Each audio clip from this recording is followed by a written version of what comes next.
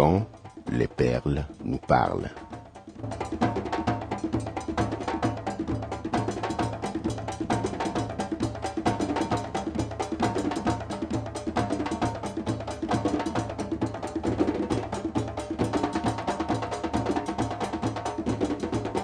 Les perles ont toujours été symboliques depuis la nuit des temps. Dans les grandes civilisations antiques telles l'Égypte, les perles ont tenu une place prépondérante.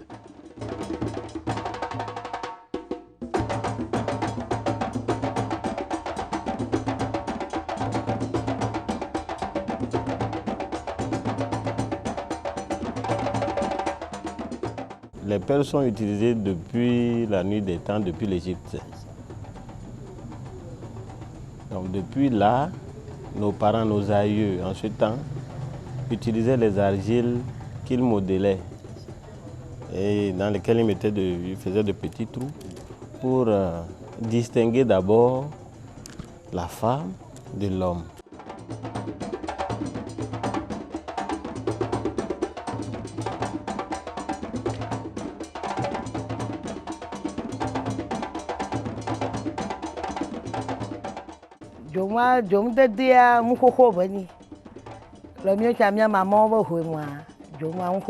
C'est pour une démonstration de la tradition, qu'elles sont vraiment dans la tradition.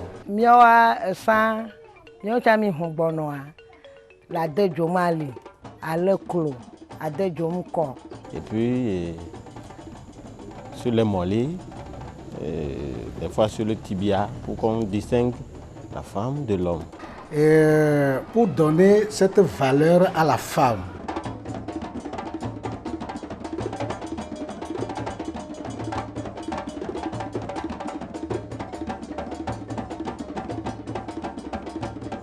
La tradition a continué. Vous savez, l'exode a fait que les Hébreux ont appris beaucoup de choses en chemin. Alors, il y a eu des couleurs qui sont données maintenant à ces perles pour des circonstances. Il y a les perles pour les fêtes, il y a les perles pour les sinistres et les perles pour certains événements spéciaux. Par exemple, en pays élevé, comme en pays Adam, quand la femme est dans sa maturité, elle, souvent, on lui met des accoutrements pendant toute la semaine avec de différentes pagnes et de différentes perles pour signifier que celle-là, elle est maintenant mature, elle peut se marier, où elle a tout, où sa famille est en mesure de la supporter, ou alors la belle famille en mesure de la supporter.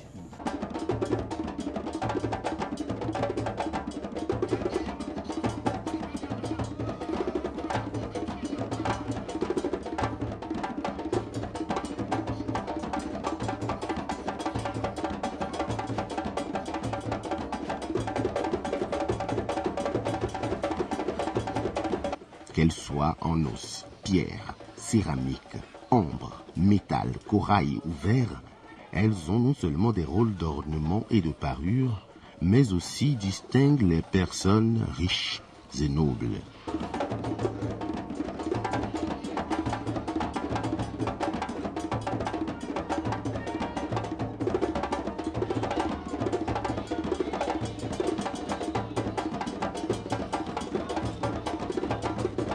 Les perles ont beaucoup de tailles. Il y a différentes tailles. Il y a des tailles moyennes, des petites tailles que les femmes mettent sous les vêtements. Et il y a de grosses tailles aussi, et que les chefs portent.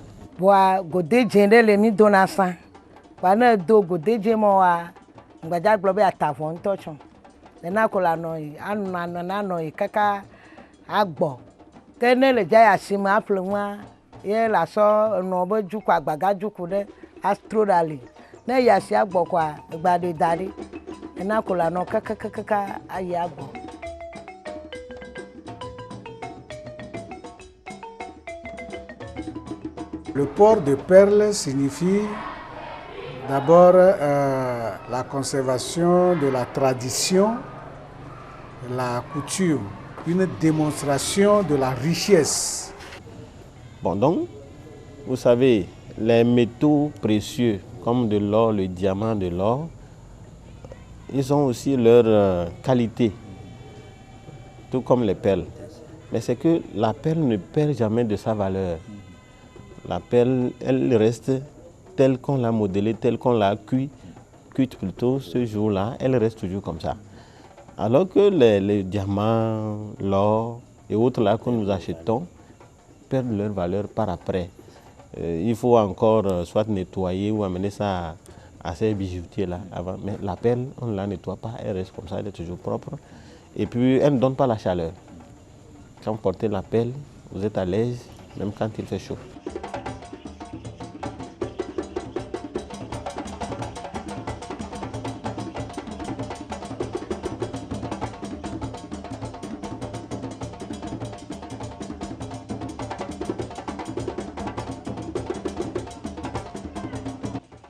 On leur reconnaît aussi des pouvoirs mystiques, à l'instar des talismans.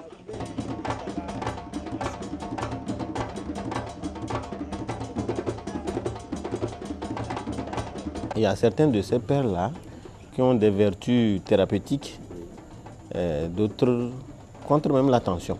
Il y a même des perles noires, qu'on nous a dit, qui guérissent, ça dit qu'elles atténuent la montée de la tension artérielle.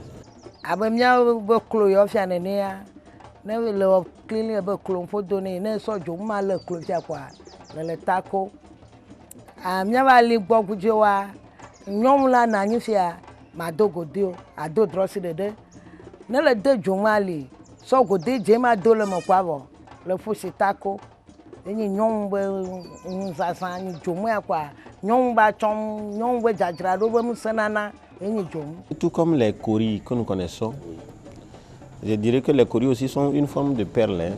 Souvent quand on les tisse, quand on tisse les perles, on monte les perles, on les mélange de coris. Vous savez, les coris dans le temps, c'était l'argent, c'est la monnaie dans le temps. Alors bon, il y a certaines perles là qu'on met, il y a même certaines perles que nous les chefs nous mettons là, qui datent des temps immémoriaux. Alors bon, on nous a dit que ces perles là, quand vous les portez, c'est contre même la sorcellerie ou tout envoûtement public. Si quelqu'un invoquait ton nom pour, par exemple, que tu tombes ou alors que tu trépasses là-bas, ça ne marche pas. Alors, dans nos perles que nous portons, vous allez voir, il y a des images qu'on met. C'est des images de certains, c'est les yeux de certains animaux féroces qu'on prend pour faire ces images-là sur les perles. Alors bon, ces perles ont de ces vertus-là que nos parents nous ont léguées. Alors nous les protégeons.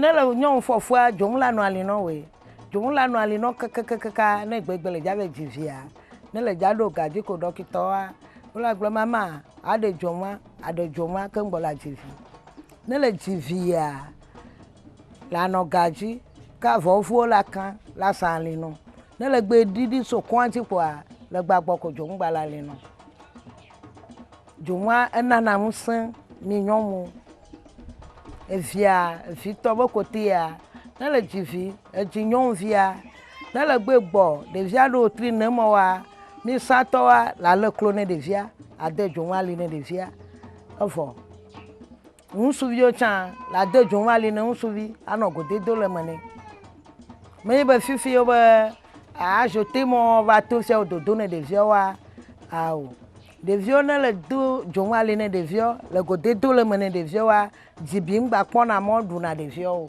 Les mamajounou, vous savez, comme je le disais tout de suite, que c'est des perles qui ne sortent que à de ces grandes circonstances-là. Vous voyez, il y a des perles qu'on porte,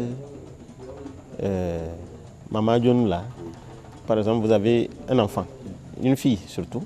Vous savez, dans la tradition des évêques, la femme ne doit pas être plus géante que son mari. Alors quand la fille devenait trop géante dans la maison, on arrête la croissance avec ces perles-là qu'on les met sur les mollets et ça arrête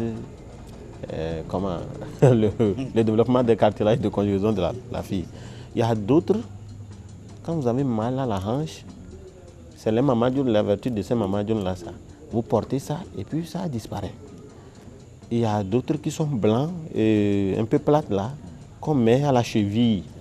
Ces pelles, tout ça là, c'est pour, je dirais que c'est pour des vertus thérapeutiques que ces pelles là sont, mais non seulement pour la qualité ou alors pour extérioriser la pelle, mais ça a encore d'autres vertus cachées thérapeutiques comme la mamadioum là.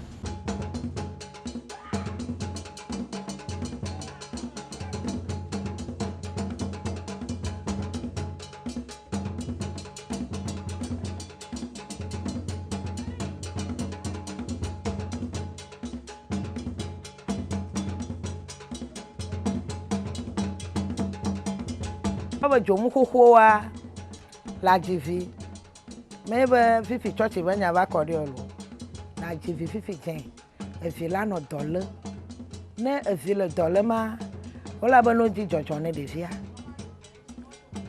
no dzi dzɔdzɔ ne ɖevi ma tɔgbi alo mamɔ ke va dzo alo tɔgbiwo ke va dzoa tɔgbiwo la be no dzi dzomu yi leke woasa alɔti ŋu ne ɖevia alo no dzi woade kɔ ne ɖevia no dzi dzomu ma de kɔ ne ɖevia alo sala alɔti ŋu ne ɖevia koa dɔléle ke va ne ɖevia koa dɔ avɔ yem dɔle kpekpea no dzi dzɔdzɔ ya ko no sa dzomu ne ɖevia koa dɔléle ma vɔna koe evɔna mitimiti o ne le vidze dɔnɔvia keke via koa le mlanyi zã me mele dalɔ le mlanyi zã me mele dalɔ o nke dzɔ ɖevia mele dalɔ ɖe alo la mlanyi la dzifo leke la mlanyi la dzifo mele na no ne ɖuma la tri le ye kɔndzi ko ɖevia do kpoa wala ba no ye de dzɔdzɔ ne ɖevia no ye de dzɔdzɔ ne ɖevia mama ma ela be no dzi dzomu yi ke no dzi hogba wadzi kaka be wadzi adzagba wadzi dzomu mɔ ko wasa patro la nɔ me wasa kpɔ ne wawɔ ŋua leke ɖevia la nɔ ɖo ma dzomu mɔa wola va to asi ame ɖe dzi me ga xoko ɖe dzi be ye la dzi dzomua ko na me ga xo me gbe dzi dzomua gbe sa ne ɖevia ko avɔ kaka wa be ŋkeke vetɔ ko avɔ nu ya dzi be lea le kpɔ mo dzedze ne doa ne ɖevia. Dans la tradition évée, les morts ne sont jamais morts. On a toujours cru que nos parents sont toujours avec nous. C'est pourquoi dans nos libations, nous les invoquons à chaque fois pour montrer qu'ils sont toujours avec nous.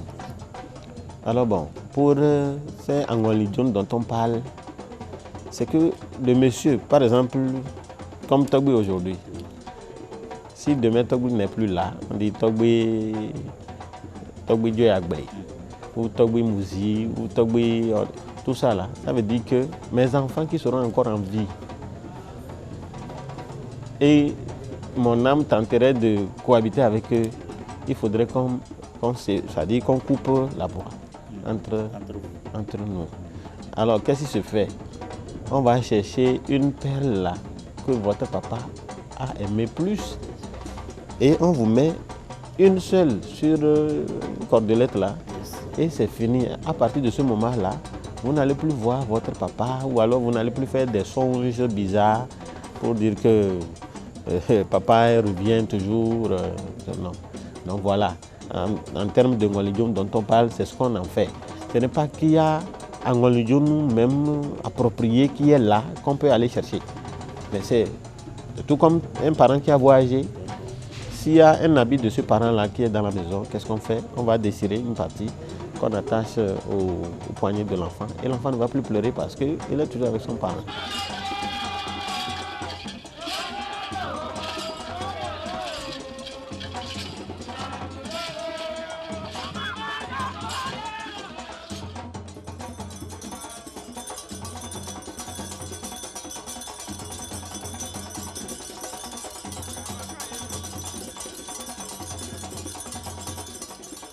Il y a les mamissi qui ont des perles aussi spéciales.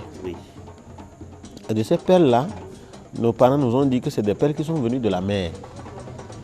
Alors quand on doit faire de ces cérémonies-là, c'est mamies qui souvent, c'est-à-dire il y a certains enfants qui naissent et qui disparaissent après. On ne les trouve pas ici et c'est après 7 ans peut-être que l'enfant réapparaît très grand dans un autre village où il devient grand féticheur. Mamie Jom le vaut, Edda Jom le vaut. Mais il y a un Jom, il y a un Dona d'Alia, mais il y a un Jom. Jom le vaut. Mamie Joma, elle est au décor, elle est allée à bord, elle est allée à l'autre. Quand il y a les Jom, Kouklo Jom, on le vaut. Mais vous le voyez avec des accoutrements de perles blanches là qu'il porte, même avec des queues de cheval là, ou des animaux. Vous voyez, on dirait un cheval blanc que cet enfant là tient avant de réapparaître. Vous ne voyez pas quand est-ce qu'il est parti, le jour qu'il va réapparaître aussi, vous ne savez pas. Mais il vient avec ces perles là et c'est eux qui portent souvent les perles blanches comme nos collègues des lacs. Vous allez voir, comme eux aussi dans leur tradition, ils portent les perles blanches parce qu'ils sont des lacs. Eux, c'est pour matérialiser l'eau. Mais pour les Védoussi, là, ceux qui font Angoli, tout ça, là, les mamissi, ils utilisent les perles blanches. Il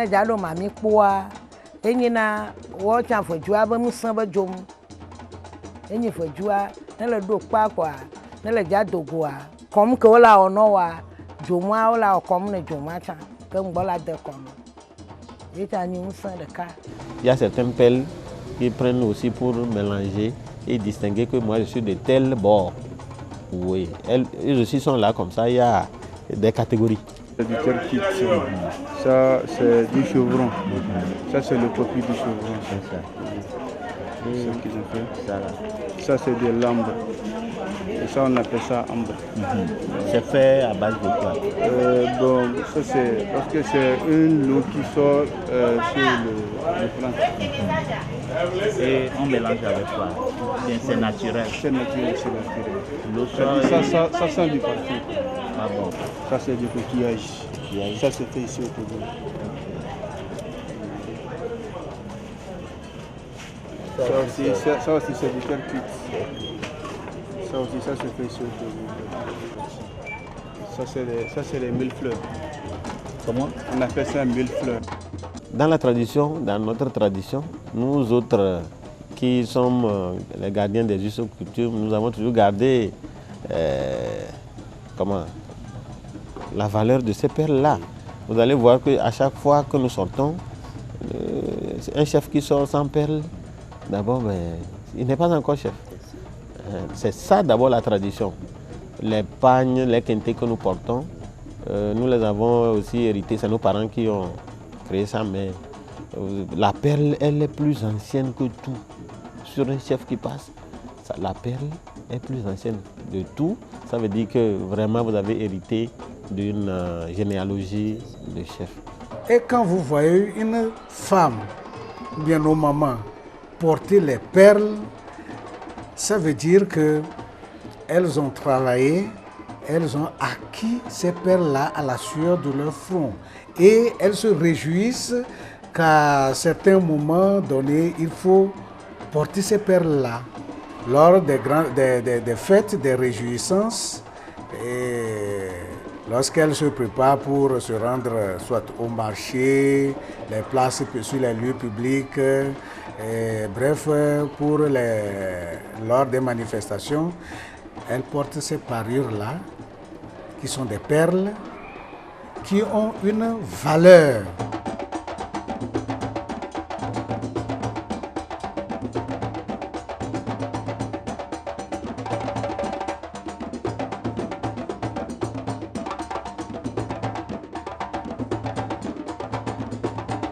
Les perles qu'on porte à la hanche là, non seulement ça les rend belles, les femmes, mais non seulement dans le temps, c'était un soutien pour que la femme puisse porter son cache-sexe.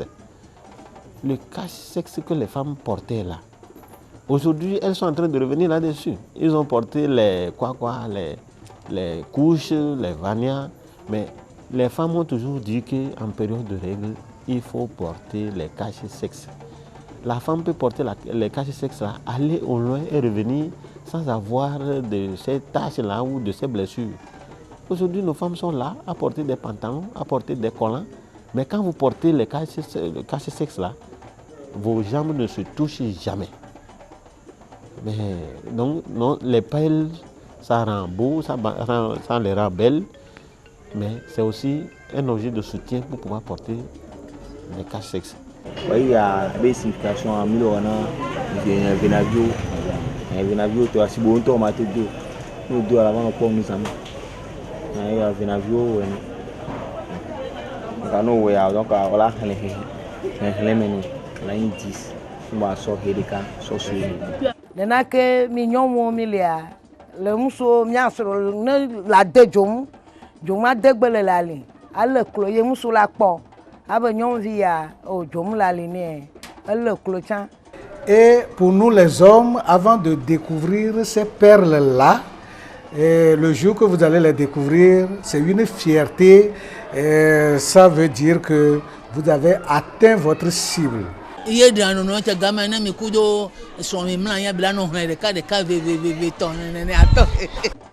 Aujourd'hui, les perles antiques ont traversé l'espace et le temps.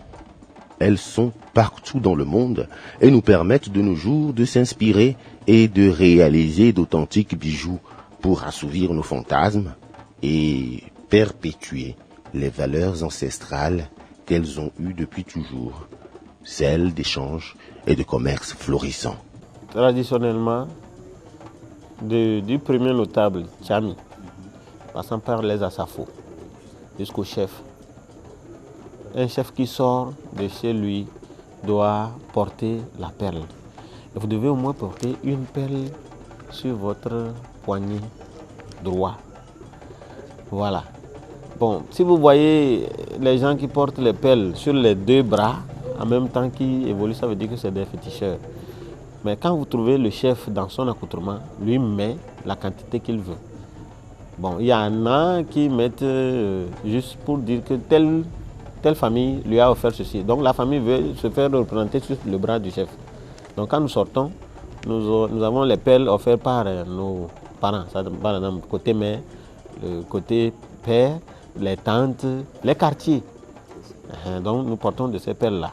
Mais quand un chef sort de chez lui, il doit porter, même s'il est en civil, il doit porter au moins la perle sur son poignet droit pour être distingué des féticheurs qui la portent plutôt sur le poignet gauche.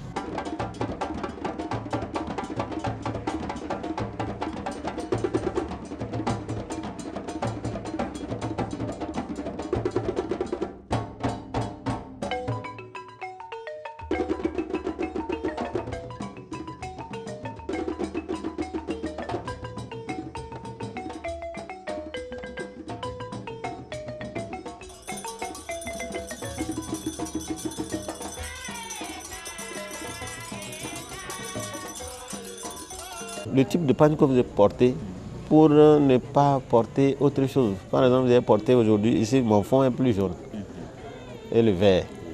Donc vous devez porter des perles qui ont presque les mêmes couleurs que vous portez. Ça a un sens. Ça a un sens. Je dis qu'il y a les perles pour les funérailles, il y a les perles pour par exemple faire les cérémonies de l'eau. Il y a les perles pour aller en public. C'est-à-dire, il y a d'autres aussi qu'on peut porter à tout moment. Là, c'est une perle rouge, c'est pour les funérailles. Il y a aussi les noirs. J'ai des photos. J'ai des photos que je peux vous montrer après de certains chefs. Si vous êtes en tout noir, vous portez le noir, plus des perles noires, plus le rouge. Oui, ça extériorise les funérailles. Ça veut dire que le chef est en deuil en ce moment-là. Et en ce moment, nous portons aussi des foulards rouges à nos poignets. Si c'est un chef qui est décédé, nous nous mettons dans notre accoutrement de chef pour qu'on sache que c'est le chef. Nous ne mettons pas tout en rouge, mais nous portons des bracelets rouges, des perles rouges pour qu'on nous distingue de la foule. Parce que ce jour-là, par exemple, si c'est un notable qui est décédé ou c'est le chef qui n'est plus là, tout le monde est en rouge. Mais il quand même qu'il faut disposer le chef de la masse. Côté béni, que ma maman donna, si bien, elle est ma maman aussi.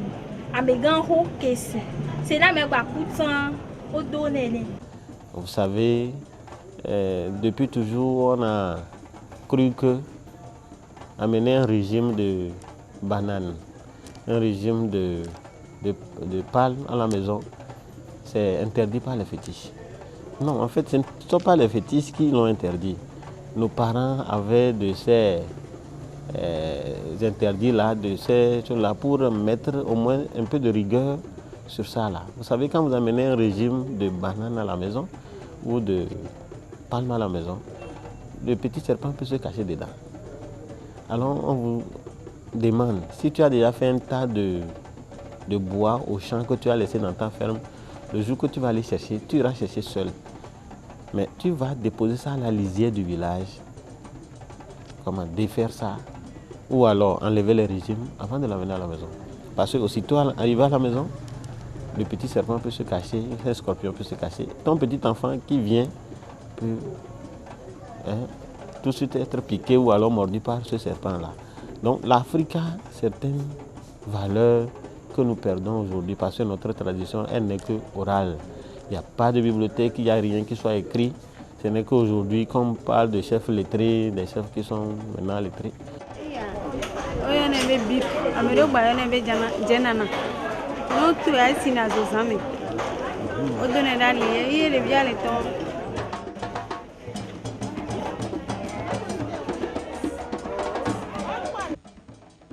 Oui, les perles nous parlent et rendent riches seuls ceux qui savent l'écouter. Tata Dorothée en détient le secret. Elle en fait des symphonies africaines et d'interminables arcs-en-ciel pleins de messages.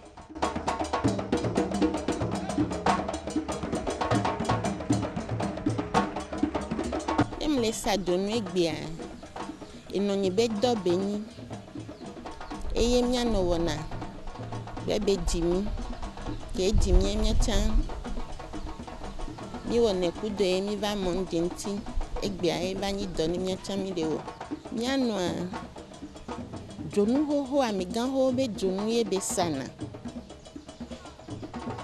yenti mi va ye mi monu jenti egbona be eya eni blema jonu sigbe soe blenti Banzin, Azagba, Akosu, Aglobo. Niko le wa si hame o le gbogbo de si ade dwebe niko. Kengbo hoyi. Ewa amegan ho so dranado. Kaflan. Na megan ho de ku. Yobo wa drado de viewia. Sone so dranado nawe. Egba ni nyonu nto be achodonu owe an o le fi an ka ba se fi an alijonu oni ozana sona tableau que l'autant o plene sugbo zane sugbo abi so va plene so ina wa be jomi par exemple ngele et fou non et tout bien que fois au sang de connaît alors donner à l'onni ne fou non. Il faut des séances d'information médiatique pour pouvoir conscientiser nos jeunes filles d'aujourd'hui sur le port de ces perles-là, la valeur de ces perles-là. Pourquoi doit-on les porter? Quand faut-il les porter et où les porter? Comment les préserver, les cacher?